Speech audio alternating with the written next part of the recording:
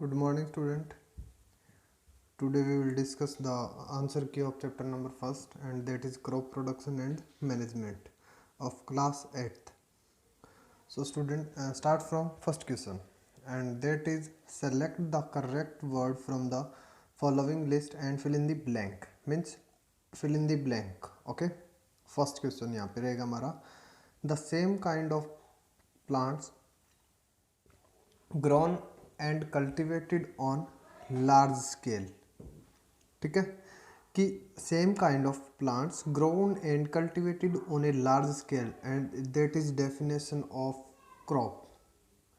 Okay, as we discuss in the chapter it is the definition of a crop. ये हमारी definition of crop भी रहेगी जो हम बार बार यूज करते हैं. सो फर्स्ट के अंदर हमारा आंसर क्या रहेगा यहाँ पे crop. Second, the first step before growing crop is, सबसे पहला स्टेप क्या रहता है preparation of the soil. Okay, next, damage seeds would dash on the top of water. जब भी हम सोइंग प्रोसेस करते हैं उससे पहले सीड्स को हम चेक करते हैं. ठीक है, प्रिपरेशन करते ही हम क्या करेंगे, सोइंग प्रोसेस से जस्ट पहले सीड्स को चेक किया जाता है कि डैमेज सीड और हेल्दी सीड, ताकि हमारे जो ग्रोइंग प्रोसेस करेंगे हम उसके अंदर कोई प्रॉब्लम ना आए. ठीक है, तो उसके अंदर जो डैमेज सीड्स होते हैं वो क्या रहते हैं हमारे वुड फ्लॉट का मतलब तैरते हैं, क्योंकि हमने ये एक्सपेरिमेंट किया भी था. कैसे होता है ये कि जैसे किसी बकेट के अंदर हम सीड्स को डालते हैं वाटर के अंदर. ठीक है, तो जो फ्लोट करते हैं वो हमारे होते हैं अनहेल्दी. ठीक है, अनहेल्दी, और जो सिंक कर जाते हैं डिप कर जाते हैं होते हैं हमारे हेल्दी सीड्स. तो यहाँ पे कौन सा पूछा है हमें, डैमेज सीड. तो डैमेज सीड का मतलब यहाँ पे क्या रहेगा, जो फ्लोट करेंगे यहाँ पे. ठीक है, for growing crop sufficient sunlight and days from the soil are essential. कि हमें अगर हम एक अच्छी क्रॉप को ग्रो करवाना चाहते हैं तो हमें क्या क्या चीज़ें चाहिए. सिंपल सी बात है कि हमें जो मेन प्रोडक्ट्स होते हैं वो होते हैं sunlight, water and nutrients. Sunlight, water और न्यूट्रिएंट हमें इनकी रिक्वायरमेंट रहती है किसी भी क्रॉप को कंप्लीट करने के लिए. Okay, so student, first question is completed. Second हमारा रहेगा यहाँ पे match the column. Okay, so match the column में फर्स्ट क्वेश्चन हमारा रहेगा खरीफ क्रॉप. सिंपल सी बात है कि खरीफ क्रॉप को लर्न करने के आपके अलग अलग वे रहते हैं कि सीजनली भी आप याद कर सकते हैं इनको, मंथ के अकॉर्डिंग भी. ठीक है, अगर सीजन की बात करते हैं तो खरीफ क्रॉप हमारे किस टाइम पे रहते हैं, खरीफ जो समर टाइम के अंदर ग्रो की जाती है. ठीक है, सोइंग प्रोसेस होती है और हार्वेस्ट यानी कि 4 to 5 मंथ्स नेक्स्ट. तो इसके अंदर फर्स्ट रहेगा हमारा पेडी एंड मेज. ठीक है, खरीफ क्रॉप के अंदर क्या रहेगा, पेडी एंड मेज. ऐसे ही रबी क्रॉप की अगर बात करते हैं जो विंटर के अंदर, ठीक है ना, जो विंटर के अंदर जिसकी सोइंग प्रोसेस होती है, मीन्स वीट, ग्राम और पी. नेक्स्ट, इनमें से केमिकल फर्टिलाइज़र कौन से हैं. केमिकल फर्टिलाइज़र वो रहेंगे जो हमारे फैक्ट्री के अंदर तैयार किए जाते हैं with chemical processes, and for example urea and super phosphate. ठीक है, ऑर्गेनिक मैन्योर कौन सी होती है, ऑर्गेनिक मैन्योर हमारी जो ऑर्गेनिक मटेरियल्स रहते हैं जैसे बायोडिग्रेडेबल सब्सटेंस जितने भी हमारे, जिनको अगर हम पिट के अंदर छोड़ देते हैं और हमारी सॉइल के अंदर जो बैक्टीरिया माइक्रो ऑर्गेनिज्म होते हैं वो उनको मैन्योर के अंदर कन्वर्ट कर देते हैं, तो वो रहेगी हमारे animal excreta, cow dung, urine and plant wastage. ठीक है, second question is completed. Next, give two example. अगर एग्जाम्पल की बात करते हैं तो खरीफ कहेंगे पेडी एंड मेज, जैसे we are discuss earlier in the question number second. Rabi, wheat and gram. Okay, question number 4, write a paragraph in your own words. यहाँ पे आपका कोई कंपलसरी नहीं होता कि हम बुक के अकॉर्डिंग ही पैराग्राफ राइट करेंगे. यहाँ पे आप अपने अकॉर्डिंग भी अपनी जो व्यू रहेंगे वो भी आप ऐड कर सकते हो इस क्वेश्चन के अंदर. Okay, first point is preparation of soil. In the first method to we follow before growing, कि जो नेक्स्ट क्रॉप हम जो ग्रो करवाते हैं उससे पहले हमें क्या करना पड़ेगा कि जो लास्ट की जो हमारी क्रॉप होती है, ठीक है, जो हार्वेस्टेड रहती है वहाँ पे, तो उससे जो जो हमारी सॉइल के अंदर पार्टिकल्स की कमी रहती है, न्यूट्रिएंट्स, विटामिन्स, ठीक है, उनको कंप्लीशन करवाना ज़रूरी होता है। और वैसे हम डायरेक्टली कंप्लीट कर नहीं सकते कुछ टाइम पीरियड के बाद में, तो इसलिए हम क्या करते हैं, सॉइल को प्रिपेयर करते हैं, यानी लोअर लेयर की सॉइल को अपर लेयर पे ले आते हैं और अपर लेयर को लोअर पे, ताकि अपर लेयर के सॉइल के अंदर जो वाइटामिन न्यूट्रिएंट्स जो यूज किए गए हैं प्लांट्स का, वो रीगेन कर सके इतने टाइम पीरियड में, ठीक है, ताकि वो नेक्स्ट क्रॉप तक उसको रीगेन कर सके। और नीचे वाले में ऑलरेडी रीगेन किया होता है, इसलिए उनका यूटिलाइज हम अपनी क्रॉप के लिए कर सकते हैं, ठीक है। This method is usually employed for the loosening of the soil. ये और इसके लिए हम करते हैं सबसे पहले लूजनिंग ऑफ सॉइल, ताकि सॉइल जो हमारी टाइट सॉइल होती है वो उसके अंदर हमारी क्रॉप, जो हमने क्रॉप अब ग्रो करनी है, उसकी रूट जर्मिनेट नहीं कर पाएगी, उसकी रूट है वो पेनिट्रेट नहीं कर पाएगी, सीड भी जर्मिनेशन में प्रॉब्लम आएगी और रूट के पेनिट्रेशन के अंदर प्रॉब्लम आएगी, ठीक है, उसके लिए। Second point, loosening of the soil help in growth of several soil microbes. जो माइक्रोब्स हमारे लिए पॉजिटिव वर्क करते हैं वो भी इस टाइट सॉइल के अंदर ग्रो नहीं कर पाएंगे, वो भी हमारे लिए नुकसान होगा, इसलिए हम क्या करते हैं, लूजनिंग की जाती है, ठीक है। इसके अलावा लूजनिंग करने का फ़ायदा क्या होगा कि जो वाटर हम डालेंगे, ठीक है, जो इरिगेशन प्रोसेस हम यूज़ करेंगे उसमें ज़्यादा डेप्थ तक हमारा वाटर जाए यहाँ पे, और लंबे टाइम तक उसमें नमी बनी रहेगी, ठीक है। Plants require nutrients for their proper growth and functioning. The process of loosening is called tilling और प्लॉइंग, और इस प्रोसेस को हम क्या बोलते हैं, टिलिंग और प्लॉइंग, ठीक है। नेक्स्ट क्वेश्चन जो हमारा पैराग्राफ आपको सोइंग यानी कि बिजाई करना। Sowing is another important step of crop production. It is the process of placing the seed in the soil. ये soil ना, इसके अंदर एक डेप्थ होती है, मेजरमेंट के अकॉर्डिंग की जाती है, ठीक है। अलग अलग क्रॉप के लिए अलग अलग डेप्थ रहती है हमारी, ओके। एक प्रॉपर डेप्थ के ऊपर हम सीड्स को छोड़ देते हैं और ऊपर उसके सॉइल की लेयर लगा देते हैं, ठीक है। और कुछ टाइम पीरियड के बाद में वो सॉइल, जो लेयर हमारी अपर लेयर थी, उसके नीचे जो सीड है वो जर्मिनेट करना स्टार्ट हो जाता है, ठीक है। और सोइंग प्रोसेस किससे की जा सकती है, इसके लिए हम ट्रेडिशनल मेथड भी यूटिलाइज कर सकते हैं और मॉडर्न टेक्निक भी। ट्रेडिशनल मेथड के अंदर तो हमारा क्या था, फनल प्लस प्लो, यानी प्लो के साथ में फनल का यूटिलाइज, ओके, प्लो प्लस फनल, और इसमें बाई हैंड सीड्स को डाला जाता है, ठीक है। फनल कैसी होती है, कीप, इस टाइप से, इसके अंदर बाई हैंड यहाँ पे सीड्स छोड़ते रहते हैं, प्लो आगे से यहाँ पे जगह बनाता है सीड्स के लिए, ओके। ये था हमारा ट्रेडिशनल मेथड, ओके। नेक्स्ट, और आजकल जो मॉडर्न टेक्निक है उसके अंदर हम यूज़ करते हैं सीड ड्रिल मशीन का यूज़ करते हैं, ठीक है। सीड ड्रिल जो ड्रिलिंग का काम भी करता है सॉइल के अंदर और सीड्स को छोड़ने का भी काम करेगा यहाँ पे। जो मॉडर्न टेक्निक है वो ज़्यादा एक्यूरेट होती है, टाइम कम लगेगा हमारा, and many other factor are utilise by modern technique, okay. Next topic is weeding. First of all, what is weed? अगर हम वीड की बात करें तो द अनवांटेड या फिर extra plants that grow with our crop themself या itself, अपने आप वो पौधे जो हमारी क्रॉप के साथ अपने आप ग्रो कर जाते हैं, ठीक है। और नुकसान क्या रहेगा, वो हमारी जो क्रॉप के लिए हमने जो विटामिन्स न्यूट्रिएंट्स डालते हैं उनका यूटिलाइज करती है, और हमारा जो प्रोडक्शन लेवल है उसको डैमेज करने का काम करेगी, लो डिक्रीज करने का काम करती है, ठीक है। तो उनको जो मूव करने की, उनको रिमूव करने की जो प्रोसेस रहती है उसको हम कहते हैं वीडिंग। वीडिंग क्या रहेगा यहाँ पे,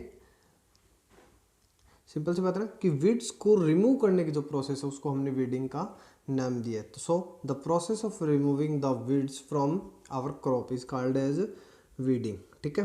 और वीड्स की अगर एग्जांपल की बात करें, जेंथियम, पेरिथेनियम, इस टाइप के हमारे कॉमन वीड्स होते हैं, और उसको वीडिंग मेथड के अंदर हम वही फिर ट्रेडिशनल और मॉडर्न टेक्निक दोनों का यूटिलाइज कर सकते हैं, ट्रेडिशनल और मॉडर्न टेक्निक। ट्रेडिशनल के अंदर तो हम सिक्कल का यूज़ कर सकते हैं, खुरपी का यूज़ कर सकते हैं, बाई हैंड, ठीक है। बट अगर हमारे पास एरिया लार्ज स्केल पे होता है तब हम मॉडर्न टेक्निक का यूज़ करेंगे। और मॉडर्न टेक्निक हमारी क्या होती है, वीडीसाइड्स यानी कि स्प्रे होती है जो वीड्स को ख़त्म करने का काम करेगी यहाँ पे, ठीक है। ये अगर हमारा वीडिंग, ओके। केमिकल का यूटिलाइज कर सकते हैं, बाई हैंड भी कर सकते हैं, जैसे अप्रूट द वीड्स यानी कि हाथों से उखाड़ना, ये भी कर सकते हैं, ओके। और उसके लिए हमारे अलग अलग इक्विपमेंट होते हैं, खुरपी, ओके, इस टाइप से। Next threshing. थ्रेसिंग क्या रहेगी यहाँ पे कि एज द नेम सोज, यहाँ पे नेम से पता चल रहा है थ्रेसिंग। थ्रेसर का काम क्या होता है कि आफ्टर हार्वेस्टिंग, हार्वेस्टिंग के बाद में हमारी जो क्रॉप होती है ना उसके साथ में चफ के पार्टिकल होते हैं आफ्टर हार्वेस्टिंग, ठीक है। उसके साथ में क्या रहेंगे यहाँ पे, चफ के पार्टिकल। और उन चफ पार्टिकल को अगर हम अपनी क्रॉप से यानी कि जो सीड्स है, जो ग्रेन्स है, उनको चफ पार्टिकल से अलग करने के लिए जिस इक्विपमेंट, जिस इंस्ट्रूमेंट का यूज़ किया जाता है उसको बोलते हैं थ्रेसर, ठीक है। और उस प्रोसेस को बोलेंगे थ्रेसिंग, समझ गए। थ्रेसिंग क्या रहेगी हमारी कि the process of separating grain from the chaff, यानी कि तूड़ी या तूड़ा जो बोलते हैं हम, उससे ग्रेन को अलग करने की जो प्रोसेस रहेगी उसको हमने नेम दिया है थ्रेसिंग, ओके। और ये किसके बाद की जाती है, हार्वेस्टिंग के बाद। मशीन से भी कर सकते हैं, जैसे थ्रेसर और कंबाइन का यूटिलाइज कर सकते हैं यहाँ पे, ओके। और ट्रेडिशनल मेथड हाथ से भी कर सकते हैं। Next question is how fertilisers are different from manure. Manure और फर्टिलाइजर के बीच में डिफरेंस बताना है हमें, ठीक है। तो फर्स्ट ऑफ ऑल जो फर्स्ट डिफरेंस रहेगा वो रहेगा हमारे कि fertiliser are commercially available by nutrients. Commercial यानी कि एक व्यापारिक तौर पे ये बिजनेस होता है फर्टिलाइज़र बनाने का, क्योंकि फैक्ट्री के अंदर तैयार किए जाते हैं ये, और with the use of chemicals, okay.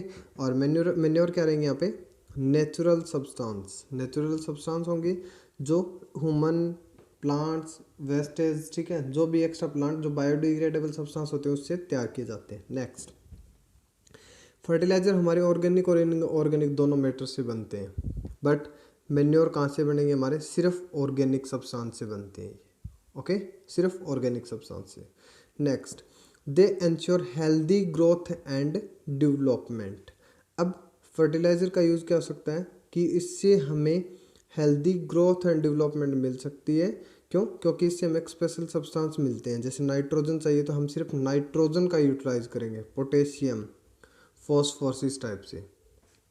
और मैन्योर क्या करते हैं यहाँ पे, सारे के सारे जो पार्टिकल्स होते हैं, ठीक है, जो मैक्रो एंड माइक्रो दोनों टाइप के पार्टिकल्स की यहाँ पे कंप्लीशन करते हैं मैन्योर, ओके।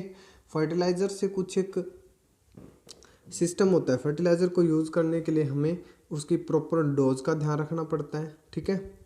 उनके ऊपर जो गाइडलाइंस लिखी होती है उनका कंप्लीट प्रॉपरली हमें उनको फॉलो करना पड़ेगा, नहीं तो अगर एक लिमिट से ज़्यादा फर्टिलाइजर यूज हो तो नुकसान भी कर सकते हैं।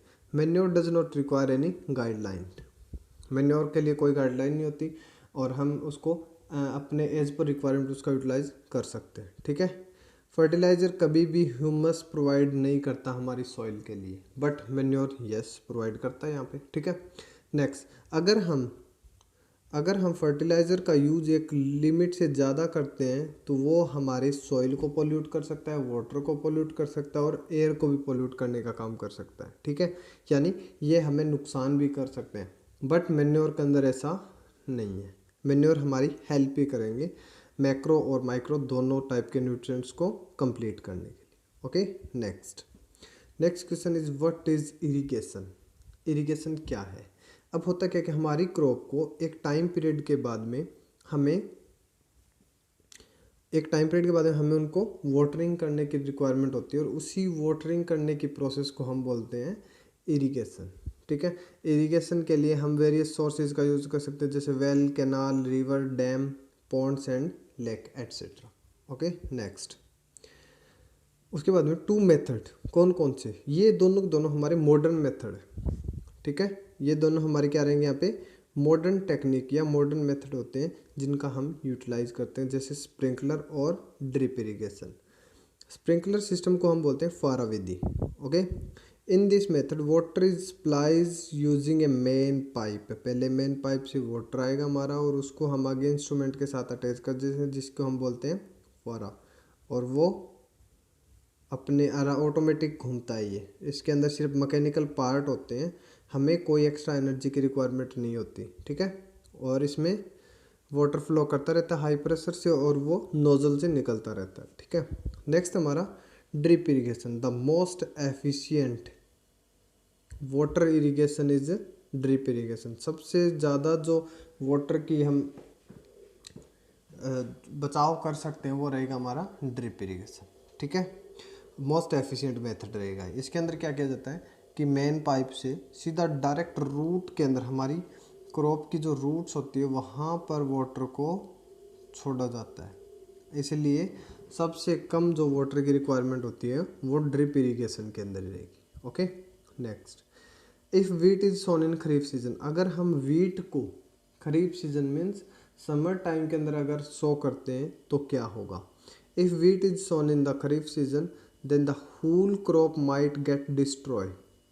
अब जो हमारी सारी की सारी जो फसल है वो ख़राब हो जाएगी। क्यों, रीज़न क्या रहेगा, बिकॉज हर एक जो क्रॉप होती है उसको ना उस जगह का, सॉइल का, टेम्परेचर की, ठीक है, जो नुकसान करने वाले हमारे माइक्रो ऑर्गेनिज्म होते हैं वो ये सब चीज़ें इफ़ेक्ट करती है। तो यहाँ पे एक तो उसको कंप्लीट टेम्परेचर नहीं मिलेगा जो ग्रो करने के लिए ज़रूरी होते हैं, ठीक है। सबसे पहला पॉइंट क्या यहाँ पे, टेम्परेचर। ओके, उसके बाद में न्यूट्रिएंट्स प्रॉपर नहीं मिलेंगे, ठीक है, न्यूट्रिएंट्स की प्रॉब्लम रहेगी यहाँ पे। और अवेलेबिलिटी ऑफ पेस्ट, यानी कि वो पेस्ट जिनका यूटिलाइज उस टाइम पे हमें नहीं करना, यानी कि वो पेस्ट जो अपने सीज़न के अंदर उस क्रॉप के अंदर हावी नहीं होते, वो अब क्या होंगे, ज़्यादा इफेक्ट डालेंगे और वो हमारी गेहूं की जो, यानी कि वीट की क्रॉप, उसको ख़राब भी कर देंगे, ठीक है। Therefore wheat crop should not be sown during the season. ये हमारा टॉपिक है। Next, how soil get affected by continue plantation of the crop in a field. अगर हम लगातार प्लांटेशन करते रहेंगे तो क्या इफेक्ट पड़ेगा। Continue plantation of crop in a field make the soil poor. Soil हमारी क्या हो जाएगी, उसमें पुअर यानी कि खराब हो जाएगी। न्यूट्रिएंट्स की कमी आ जाएगी। कौन कौन से न्यूट्रिएंट्स, नाइट्रोजन, फॉस्फोरस, पोटेशियम, ठीक है। Plants require nutrient for their proper growth and functioning. अब जब उनके पास प्रॉपर ग्रोथ ऑफ फंक्शनिंग के पार्टिकल ही नहीं होंगे तो हमारी जो क्रॉप का जो प्रोडक्शन है, रिड्यूस द क्रॉप प्रोडक्शन हमारा रिड्यूस हो जाएगा। Okay, what are weeds. Weeds क्या होते हैं, जैसे अभी आपको जस्ट इससे पहले वाले क्वेश्चन के अंदर बताया था। वीड्स क्या रहेंगे, other extra plants, undesirable plant that grow with our crop are called weeds, ठीक है। और ये क्या काम करते हैं, ये हमारी जो न्यूट्रिएंट्स होते हैं, ठीक है, जितने भी न्यूट्रिएंट्स हमने यूज़ किए, विटामिन यूज़ किए, उनका खुद यूटिलाइज कर देते हैं और हमारी क्रॉप के पास क्या हो जाएंगे, रिड्यूज हो जाएंगे ये और नुकसान करेंगे, ठीक है। वीडिंग मेथड हमारा हो चुका है ये। क्या वीडिसाइड्स का यूज़ कर सकते हैं, हम रिमूव कर सकते हैं और खुरपी का यूटिलाइज भी कर सकते हैं। Question number 10, arrange the following boxes in proper order to make a flow chart of sugar cane. Sugar cane की क्रॉप प्रोडक्शन करनी है हमें, ठीक है। शुगर केन के लिए हम क्या रहेंगे, सबसे पहला पोर्शन क्या रहेगा यहाँ पे शुगर केन के लिए हमारा, ठीक है। तो इसके लिए हम क्या करते हैं, प्रिपरेशन ऑफ सॉइल, ठीक है। फर्स्ट क्या रहेगा यहाँ पे, प्रिपरेशन ऑफ सॉइल। सेकंड, उसके बाद हम प्लॉइंग करेंगे अपने फील्ड के अंदर, बिजाई कर देंगे, सॉइंग, उसके बाद खाद या फिर फर्टिलाइज़र जो यूज़ करना वो डाल देंगे, उसके बाद इरिगेशन, नेक्स्ट कटाई, हार्वेस्टिंग और शुगर फैक्ट्री के अंदर सेंड कर देंगे। ओके, तो यहाँ पे हमारे ये स्टेप्स रहेंगे जो हमें फॉलो करने होते हैं रेगुलर वे के अंदर। Next, complete the following word puzzle. इसमें सिर्फ हमें आंसर देना, okay. Providing water to the crop, that is called irrigation, यानी कि क्रॉप को वाटर देने की प्रोसेस को क्या कहते हैं हम, irrigation. Okay, next, keeping crop grains for a long time under proper condition. अगर आपको अपनी क्रॉप को लंबे टाइम तक सेम उसी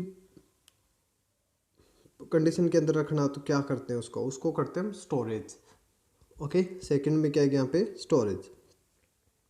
फिफ्थ पोर्शन, फिफ्थ क्वेश्चन के अंदर certain plants of the same kind grown on a large scale, ये हमारी क्रॉप की डेफिनेशन, क्रॉप कहते हैं उसको। Machine used for cutting the mature crop.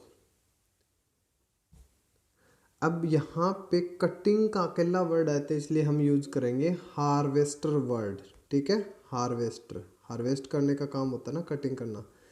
और अगर हार्वेस्टिंग प्लस थ्रेसिंग आ जाता तब हम यूज करते combine word. Okay, next, rabi crop that is also one of the pulses. इसमें आप कोई भी अपना एग्जाम्पल दे सकते हो, ठीक है। जैसे जी से स्टार्ट होता है ग्राम यूज करेंगे हम। Process of separating the grain from chaff that is called threshing.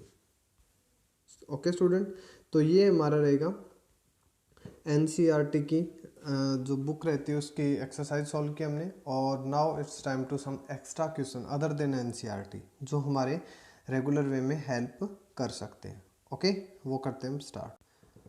So student, first question is agriculture deal with the plants and not with animal. क्या ये स्टेटमेंट से आप एग्री हो या नहीं? सिंपल सी बात है यहाँ पे कि एग्रीकल्चर है क्या। फर्स्ट ऑफ ऑल तो एग्रीकल्चर के अंदर हम क्या एनिमल्स का यूटिलाइज करते हैं या नहीं करते, एज ए डेफिनेशन हम पहले पढ़ेंगे इसको, ठीक है। Agriculture can be define as the science of rearing animal. आगे ना वर्ड हमारा कि एनिमल्स, तो ये स्टेटमेंट हमारी क्या हो जाएगी, इनकरेक्ट। क्यों? क्योंकि हमारा एग्रीकल्चर के अंदर रियरिंग एनिमल भी होता है और ग्रोइंग क्रॉप भी होता है, ठीक है। तो ये हमारी जो स्टेटमेंट थी ये हम इससे एग्री नहीं है क्योंकि ये गलत है, ठीक है।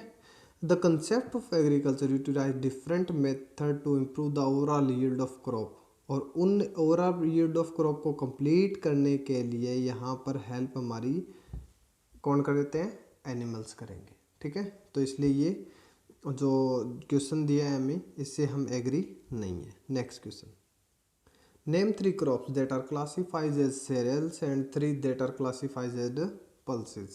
cereals अनाज के थ्रू और pulses दाल के लिए हम 3 crops के नेम बताने हैं आपको, ठीक है। तो टिपिकल एग्जांपल फॉर cereals, अगर अनाज की बात करते हैं तो पेडी धान रहेगा यहाँ पे, wheat एंड मेज, ठीक है। और अगर हम pulses की बात करते हैं तो पी, ग्राम एंड बीन्स, इन सभी का एग्जाम्पल आप अपने एग्जाम्पल भी यहाँ पे नोट डाउन कर सकते हो। Third, if a crop is sown in June and harvest in October, what will be classified as रबी और खरीफ। अगर कोई क्रॉप हमारी जिसको हम जून के अंदर सो करते हैं और अक्टूबर के अंदर अगर हार्वेस्ट करते हैं, तो जून के टाइम के अंदर कौन सा सीजन चलता है, समर और विंटर। तो अगर बात करें तो वो रहेगा हमारा समर टाइम, और समर टाइम के अंदर जो सोन की जाती है वो रहती है हमारी खरीफ क्रॉप। तो यहाँ पे आंसर क्या रहेगा हमारा, kharif crop. Okay, next, it is necessary to lose the soil by plowing before sowing seeds। कि हमें सॉइल को लूज करना ज़रूरी होता है सोइंग करने से, ठीक है। सॉइल को लूज करना है सोइंग प्रोसेस से पहले। Why it is necessary to level the soil after ploughing. Ploughing करने के बाद लेवल क्यों करना पड़ता है? सिंपल सी बात है कि अगर हम प्लॉइंग नहीं करते तो हमारी जो मिट्टी का जो लेवल रहेगा, सॉइल का जो लेवल रहेगा वो हमें पता नहीं चलेगा, एक तो ये नुकसान होगा, ठीक है। दूसरा, लेवलिंग करने के लिए जो जिस जगह से मिट्टी को दूसरी जगह पे ट्रांसफ़र करने की प्रोसेस होगी वो भी कंप्लीशन में थोड़ी सी प्रॉब्लम आएगी, ठीक है। क्या होगा देखो कि इसके लिए हम क्या करते हैं, हमें अपनी मिट्टी को, ठीक है, हम जो इसमें सॉइल का यूटिलाइज कर रहे हैं हमें उसका क्या करना पड़ेगा, उसको तोड़ना पड़ता है सॉइल को, और इसको बोलते हैं लंप ऑफ सॉइल, यानी कि बड़े बड़े टुकड़े लंप्स यानी मिट्टी के टिल्ले बन जाते हैं। These lump of soil are crush, पहले उनको क्रश करते हैं लेवलिंग करते टाइम, ठीक है।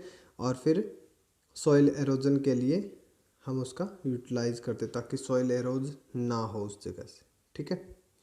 Next, seeds are often grown in nursery and then transplant. अब कई बार तो क्या होता है कि सीड्स को हम डायरेक्टली यूटिलाइज करते हैं अपनी सॉइल के अंदर, बट सम टाइम क्या करना पड़ता है, उनको नर्सरी के अंदर तैयार करना पड़ता है, फिर उसको ट्रांसप्लांट करते हैं फील्ड के अंदर। व्हाट इज़ द एडवांटेज, उससे फ़ायदा क्या होगा? सम crop plants such as tomatoes, rice and onion are planted in the seed bed। यानी कि सीड बेड पे पहले तैयार करते हैं उनके सीड्स डाल के पहले छोटे छोटे पौधे तैयार करते हैं, जिसको बोलते हैं नर्सरी फार्म। पौध तैयार की जाती है उनकी, और फिर इन प्लांट्स को अलाउ किया जाता है सीडलिंग्स के लिए, ठीक है। और फिर सीडलिंग बनने के बाद यानी कि पौध बनने के बाद इनको खेतों के अंदर छोड़ दिया जाता है, ठीक है, ग्रो करने के लिए।